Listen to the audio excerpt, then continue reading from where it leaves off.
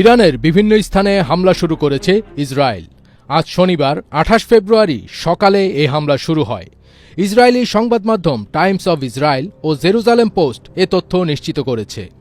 প্রতিবেদনে বলা হয়, শনিবার সকালে ইরানের বিরুদ্ধে হামলা শুরু করেছে ইসরায়েল ও যুক্তরাষ্ট্র। ইসরায়েলি নাগরিকদের সুরক্ষিত এলাকার কাছাকাছি থাকার জন্য সতর্ক করা হয়েছে।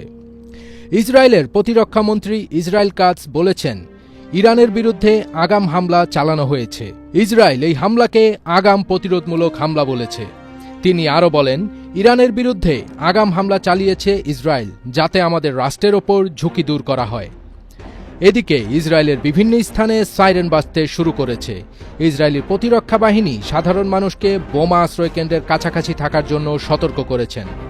বার্তায় আরও বলা হয়েছে, নিরাপত্তা পরিস্থিতির কারণে সাধারণ মানুষ যেন নিজের নিকটবর্তী সুরক্ষিত আশ্রয়কেন্দ্র সম্পর্কে সচেতন থাকে এবং অপ্রয়োজনীয় ভ্রমণ এড়িয়ে চলে।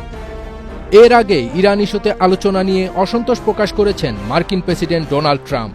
স্থানীয় সময় শুক্রবার হোয়াইট হাউসে তিনি বলেছেন, জেনেভায় তৃতীয় দফা আলোচনা শেষে ইরানের পরমাণু আলোচনা তাদের আচরণে তিনি সন্তুষ্ট নন। তার পরপরই এই হামলা শুরু হলো। ফার্স্ট বিট তাজ, এটিএন বাংলা।